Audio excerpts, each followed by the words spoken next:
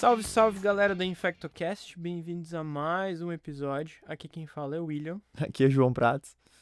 E hoje temos novamente o nosso episódio de The Rubio Expert. Opa, vamos lá. Mais uma vez, mais um caso pra ficar difícil a minha vida. Exatamente. Então, só pra falar aqui rapidinho, pra quem não conhece esse episódio, a gente já fez vários outros, no qual eu trago um episódio, um caso clínico, e o João tenta descobrir.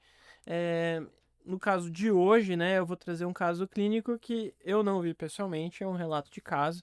Depois, as referências, as imagens que a gente vai postar durante o caso clínico, o artigo em si, os autores que merecem todos os créditos vão estar anexados no final do episódio. Beleza? E aí, pessoal, lembrando que esse formato, ele tem uma característica especial. O William vai falar alguma coisa, daí eu vou falar um pouco o meu raciocínio, aí volta pro William, vai e volta. Então, aproveitem para pausar, para pensar um pouco junto com a gente, para tentar criar o seu raciocínio também e ver que a conclusão que você chega do caso. A ideia é ser uma experiência didática, não é acertar.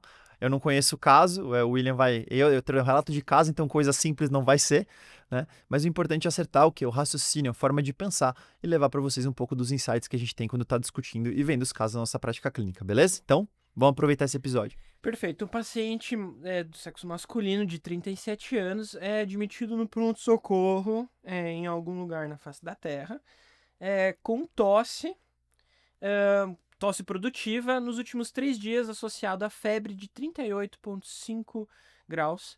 E devido à piora, não melhora e início de falta de ar, o paciente decide procurar o pronto-socorro. Ele é admitido no pronto-socorro mantendo uma dificuldade respiratória, com uma frequência respiratória de 46, em um mau estado geral, e é isso. Beleza. O cara jovem, 37 anos. A gente não sabe os antecedentes dele, vamos descobrir depois, né? Homem que chega com um quadro agudo, 3 dias de febre e sintomas respiratórios, que rapidamente evolui para um quadro que aparentemente parece uma insuficiência respiratória, tá? Perfeito. Então, nesse primeiro momento, acho que independente de onde a gente estiver, se a gente estiver em qualquer canto do mundo, a gente tem que lembrar de síndrome respiratória aguda grave como a principal e primeira hipótese, ou seja, o que eu estou dizendo aqui? Lembrar de quadros virais respiratórios que podem causar esse tipo de quadro, além, é claro, da nossa famosa pneumonia bacteriana, mas não que a gente não pode esquecer que é uma coisa que rapidamente deixou ele hipoxêmico. Então faz muito pensar nos quadros de síndrome respiratória aguda grave, influenza, Covid geralmente é mais longo, influenza, vírus respiratório, parainfluenza, algum vírus respiratório. A influenza me chama muita atenção, porque geralmente a pior é rápida, o paciente logo vai para a insuficiência respiratória, né? Então, num primeiro momento, claro que a gente ainda não sabe, como o William falou, mês do ano, onde nós estamos, qual é o vírus mais comum, mas já admitir esse caso como uma síndrome respiratória aguda grave e como um quadro de pneumonia bacteriana associado, talvez. Então, eu acho que é interessante porque se vocês olharem os casos que a gente vem discutindo, né, vocês vão ver que assim, pô, João, agora você já deu 2 diagnósticos, já vai começar a fazer alguma coisa assim, porque o paciente está muito grave. Não dá para pensar muita coisa. O cara está em insuficiência respiratória, vou entubar ele provavelmente, então já preciso estar pensando em possibilidades. E aqui é claro que quando isso acontece, o cara é agudo, é grave, é muito rápido, assim, a gente vai exagerar, a gente vai errar para mais, tá? Então não tá errado você começar mais coisas num primeiro momento. Então eu pensaria nisso. Pneumonia Perfeito. viral, quadro respiratório agudo grave, como primeira hipótese, né? Vou te Então, trazer 2 informações que eles tinham no momento, que eu já omiti. Então, primeiro, boa. onde estamos? Esse caso é um caso clínico que aconteceu na China, em região mais pro interior da China, tá? Perfeito. O paciente de 37 anos, ele era saudável, sem nenhum problema de saúde, comorbidade, uso de medicação de uso contínua ou qualquer outra história, a princípio, que fizesse a gente pensar em alguma coisa relevante. Perfeito. Então, acho que a síndrome ainda continua sendo síndrome respiratória grave, que talvez mude a etiologia, né? Então, eu não sei como é que tá as coisas no interior da China, né? Uma dica muito boa, pessoal, quando vocês virem um paciente viajante, é entrar ali no CDC Travel e dar uma consultada. O que tá rolando? Tá rolando alguma coisa? Porque, por exemplo, vai que tem uma febre hemorrágica rolando no interior da China nessa época, e esse cara tem lá uma antavirose. Ele tem lá outro vírus esquisito que pode causar uma síndrome febril hemorrágica que causa pneumonia. Então, talvez, é óbvio, eu não sei o que está acontecendo nessa época na China, mas vale às vezes consultar. Às vezes tem um vírus ali, alguma coisa que você não estaria pensando, que não é rotina, mas está tendo um surto naquele lugar regionalmente. Ainda assim, a maioria desses vírus assim, não tem uma conduta tão específica. Então, nesse primeiro momento, eu ainda estou pensando nos vírus respiratórios mais comuns, bactéria respiratória, que a gente sempre acaba cobrindo nos casos graves, e num segundo momento, um vírus relacionado a um surto. Então, uma hantavirose, uma coisa nesse sentido. Perfeito. Só lembrando que ele falou que é saudável. Mas Aham. se a gente evoluir nessa investigação e coisas estranhas acontecerem e der um diagnóstico esquisito, talvez ele não seja saudável e a gente vai descobrir que ele tem algum antecedente. Então, eu sempre falo que os imunodeprimidos, a gente tem que... Eu tenho um viés de imunodeprimidos, pessoal, desculpem. O imunodeprimido, a gente sempre fala assim, né? Tem que bater a síndrome com o imunodeprimido. Se ele tem uma síndrome que é para estar imunodeprimido, procura imunossupressão. Se ele tem uma... Então talvez, né? Ele não é imunodeprimido a princípio. Então, vamos seguir assim. Perfeito. Foi feita uma tomografia e o João vai receber no seu celular aí uma imagem No celular, daqui a mágico. pouquinho. Essa É mágico. tomografia, tá? E após esse achado, ele foi prescrito com anti-inflamatórios e foi se decidido manter ele em observação pelas próximas horas. Ele foi mantido em observação. É isso que Beleza. eles falam, né? Ele foi mantido em observação para futuros tratamentos. Tá bom. Vou ver essa toma, então. Enquanto foi feita a tomografia, né? Que tiveram os achados que a gente já. Quem tá assistindo a gente. Quem está ouvindo a gente no podcast, o João vai até descrever o que ele tá vendo. Mas quem estiver assistindo a gente no videocast, a gente vai colocar essa imagem. Esses estão vendo essa imagem agora. Perfeito. Que foi a primeira tomografia. E por que você vai ver que tem a tomografia do dia 19 e depois do dia 20? Porque o paciente simplesmente no dia seguinte passou a apresentar temperatura de 40,5 graus, com a piora mais significativa ainda da insuficiência respiratória. E agora ele começou a apresentar tosse com sangue. Então ele começou Perfeito. a ter episódio de hemoptise. Boa, então aqui, o que eu tô vendo, né? A gente tá vendo duas tomografias, uma do dia 19 e uma do dia 20 de setembro de 23, né? A de cima, o que a gente consegue ver é que existe áreas de vidro fosco, principalmente no lobo superior, no lobo inferior direito. Ali a gente consegue ver áreas de vidro fosco coalescentes, às vezes esboçando consolidações, com predomínio na base do pulmão direito. Na segunda tomografia, essas imagens se tornaram mais densas, tá? Já mais consolidativas, e apareceu um vidro fosco do lado esquerdo. E ela tem um aspecto meio algodonoso, que lembra um pouco a hemorragia alveolar. Esta característica. E o paciente tossiu sangue. Então, realmente, bate um pouco com o que a gente está vendo. Curioso, né? Vírus respiratório pode fazer isso? Pode. Tá piorando. O que é curioso? Que esse aspecto de hemorragia alveolar lembra mais, na verdade, o acometimento pulmonar secundário de uma síndrome febrícula hemorrágica. Então, aquilo que a gente comentou ali brevemente no início, de repente, sei lá, o paciente tem uma leptospirose, o paciente tem um quadro tipo um vírus, uma síndrome viral hemorrágica lá. Óbvio que não vou pensar nisso, mas aqueles vírus ebola, aqueles vírus de febre hemorrágica, né? Localizados, assim, ele pode evoluir dessa forma, como hemorragia alveolar. Assim como as nossas arboviroses também. Então, dengue mesmo, é raro a hemorragia alveolar na dengue, né? Mas algum vírus que causa síndrome febrícula hemorrágica pode evoluir dessa forma. Então, me incomoda bastante, tá? Eu estava menos preocupado com hantavirose, com vírus esquisito, mas agora interior da China e esse quadro que está mostrando para mim aqui se tornou um pouco mais preocupante. Eu talvez, além do antibiótico que ele está dando, pensaria na possibilidade de leptospirose, aqui de diferente. Eventualmente ele não contou pra gente que ele teve um pródromo, isso é uma outra coisa que às vezes acontece. Ô, amigo, você tá ruim hoje, mas 2 semanas atrás? 2 semanas atrás eu tive lá alguma coisa. E aí que é mais um momento pra gente começar a perguntar exposições pra ele também. O que ele se expôs, tem alguém doente na família, etc, etc. E acho que essas coisas podem nos ajudar. Então, Tá. síndrome respiratória aguda grave, sim. Acho que não deixaria de tratar antiviral, pesquisaria vírus respiratórios comuns, mas agora eu tô começando a querer pensar mais nas síndromes subictérias hemorrágicas e aqui como hemorragia alveolar secundária. João, nesse momento, eu não vou te falar quais eram as exposições dele, porque ninguém sabia ainda. Perfeito, até porque o cara chegou horrível, foi entubado, às vezes a gente vai nem ter esse dado, né? Exato, vida real. Então, a gente vai ter mais informações sobre a exposição. Depois, inclusive, as pessoas foram na casa dele procurar coisa estilo house. Que legal. Tá? Mas eu ainda vou aguardar essa informação mais um pouquinho. Perfeito.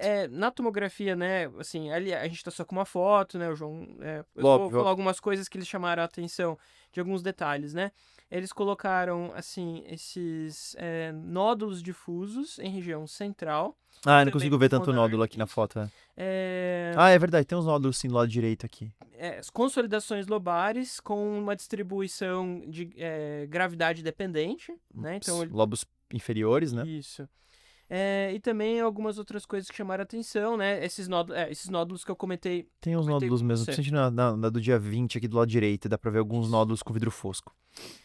De as alterações nos exames de sangue, né? Ele, assim, tinha algumas alterações de eletrólitos, o sódio estava um pouco alterado, potássio um pouquinho, potássio um pouquinho aumentado, mas tudo um pouquinho aumentado, assim. Não tinha um pouquinho de linfocitose também. Tá. Não tinha Que pode apontar pra uma causa viral. neutrófilos estavam normais, hemoglobina estava normal, Plaquetas. plaquetas estavam consumidas 71 mil. Tá, mas chama um pouquinho a atenção. Não é, assim, claro, pode ser uma disfunção orgânica, mas já tá falando. Linfocitose com plaquetopenia fala um pouco contra a bactéria, né? Assim, classicamente. Então tá indo para um lado. E outra coisa, essa evolução respiratória rápida também fala contra a bactéria. Não é comum isso, tá? Então tá com mais cara de uma síndrome icterohemorrágica ou de um vírus respiratório diferente. Não tá com cara do habitual. Claro que eles devem ter feito teste de influenza, de Covid, de Perfeito. VSR padrãozão, mas eu tô achando que não vai ser Olha, nada João, disso. Pelo que eu me lembre, assim, nessa época não foi testado nem assim, influenza ou Covid, mas eu vou falar pra você que ambos vieram negativos. Tá? Porque não É, bateu, exatamente. Pensando assim, em vida real, a gente teria esses exames até essa altura do campeonato, né? Sairia rápido, Sai fez um teste rápido, né? eles não colocaram aqui se foi feito ou não, mas. Tô achando que eles sabiam de alguma coisa. Covid tá descartado, influenza tá descartado. Beleza. Eles estavam sabendo de alguma coisa do interior da China que a gente não sabia. Ainda não, eles ainda não sabiam. Tanto que o paciente evoluiu com piora, com necessidade de oxigênio e intubação. Perfeito. Tá? E foi iniciado, sim, já tinha sido iniciado nesse mesmo tempo, né? Quando ele começou a fazer febre mais alta. Piperacilina e tazobactam. Tá bom. Pipetase. Então começou um antibiótico espectro pra ele, né? Basicamente.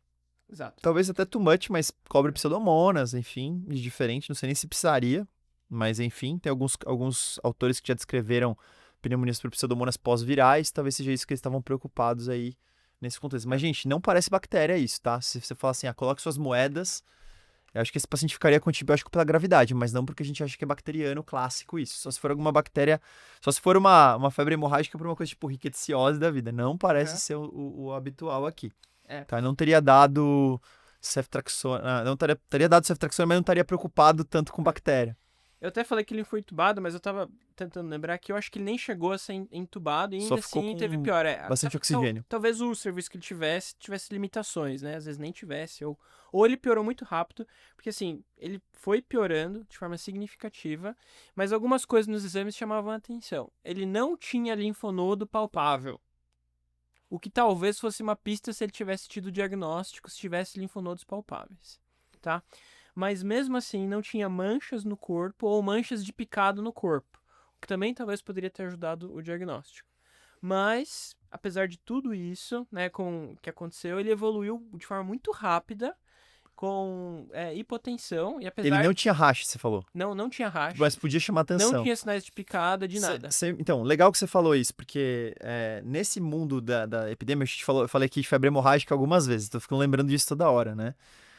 Eu vi um caso uma vez de uma febre maculosa que não fez mácula.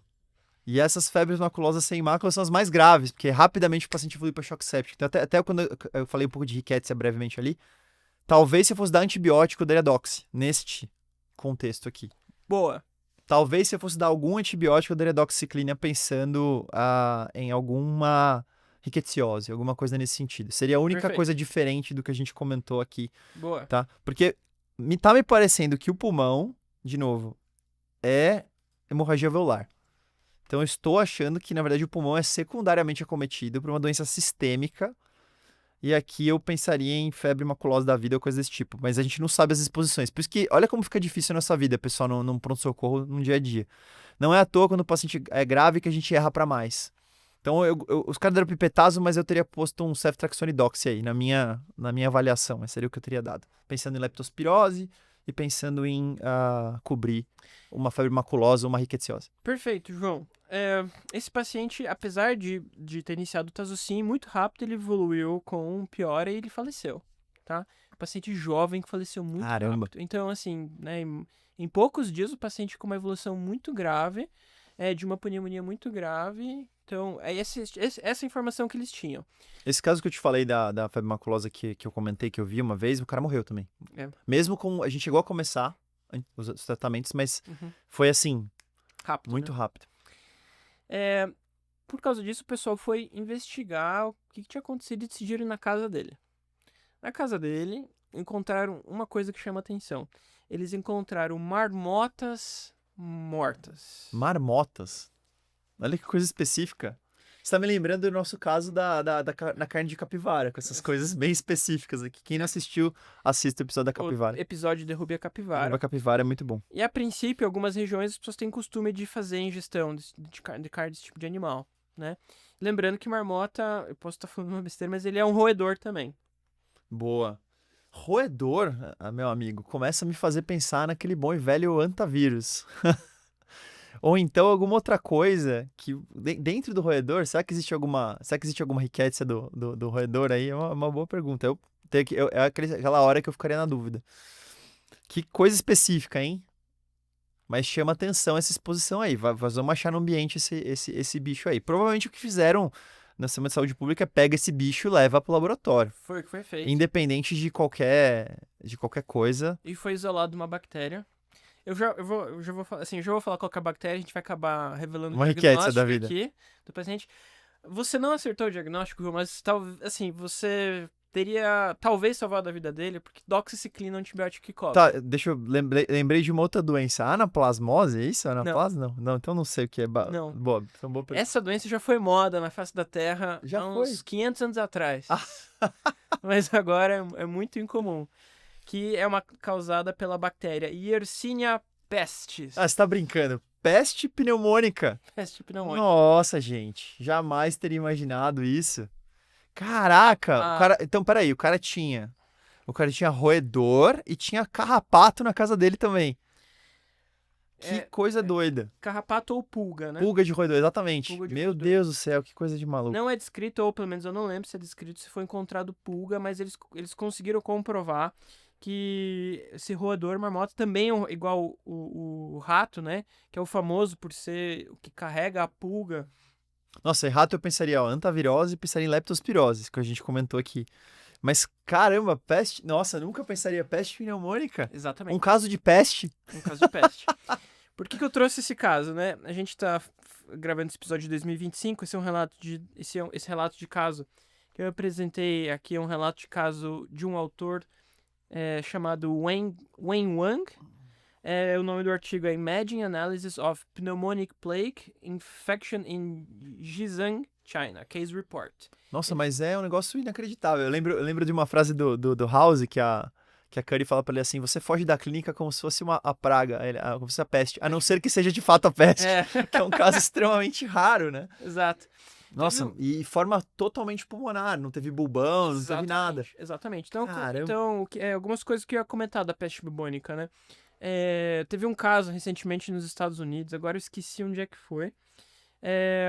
Também teve uma relação de animal doente ali na história que o paciente teve. Então, é uma doença que a epidemiologia e o contato com talvez algum animal contaminado faz total sentido, né? Ela é causada por um cocobacilo gram-negativo. E a principal... O que acontece? A bactéria usa como ponte, né? Usa como carreador a pulga. Então, exato.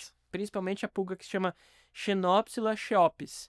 E por que a praga matou tanta gente no passado, né? Porque tinha muito rato, né? As pessoas tinham muito rato em casa. E comércio de roupas transmitia as pulgas. Então, tanto que uma das primeiras medidas de saúde pública da história, que se isolou as pessoas, acabou contando a peste, não porque ela transmitia pelo ar, como eles achavam, pelos miasmas, que eles achavam que transmitia pelos miasmas, mas porque você separou as pessoas doentes dos ratos e das pulgas. E aí elas param de transmitir para os outros, né? Então, que doideira.